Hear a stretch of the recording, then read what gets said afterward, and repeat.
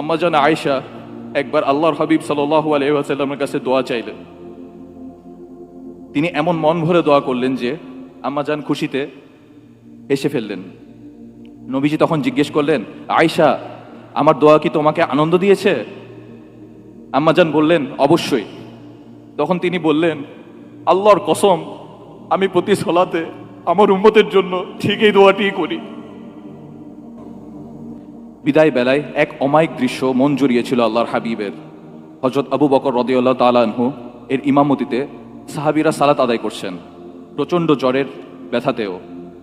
পর্দার আড়াল থেকে এই দৃশ্য দেখে তিনি মুচকি হাসলেন। প্রশান্তিতে বুক ভরে উঠল তার।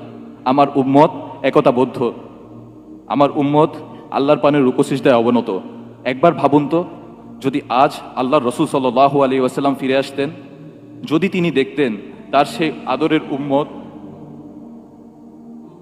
সেই আদরের উম্মতের মসজিদগুলো আজ ফজরের সময় খালি পড়ে থাকে, যদি তিনি দেখতেন তার ভাইরা আজ অশ্লীলতায় মগ্ন।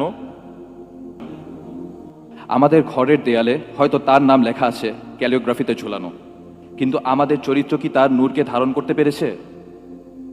আমরা মুখে বলি ভালোবাসি, অথচ আমাদের জীবনের দিকে তাকালে মনে হয় আমরা যেন চিনি নাই মানুষটাকে।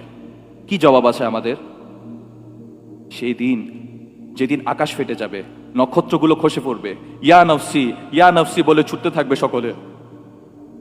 গর্ভধারিণী মা নিজ সন্তানকে চিনবে না, বাবা চিনবে না ছেলেকে। যেদিন নারীরা পর্যন্ত নবীরা পর্যন্ত ভয় কাঁপতে থাকবেন। সেই দিন একজন মানুষ আল্লাহর আরশের নিচে সিজদায় লুটিয়ে পড়বেন। আল্লাহ জিজ্ঞেস করবেন, হে মুহাম্মদ, মাথা তুলুন, চান, দেয়া হবে, সুপারিশ করুন, কবুল করা হবে। সেদিন তিনি নিজের জন্য জান্নাত চাইবেন না, ফাতিমার জন্য জান্নাত চাইবেন না। যেদিন সবাই সব বন্ধন ভুলে গেছে, মুছে গেছে, সম্পর্কের যত সীমানা, সেই দিনও তিনি বলবেন, ইয়া রব্বি উম্মতি উম্মতি, হে আল্লাহ, আমার উম্মত আমার উম্মত।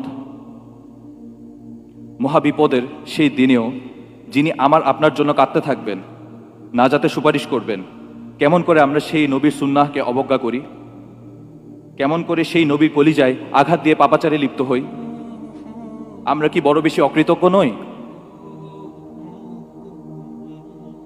সময় ফুরিয়ে যায়নি। রাসূলুল্লাহ সাল্লাল্লাহু আলাইহি ওয়াসাল্লামের ভালোবাসা মানে কেবল রবিউল আউয়ালে নাত গাওয়া নয়।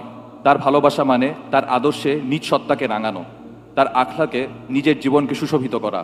তিনিই তো উসওয়াতুল হাসান।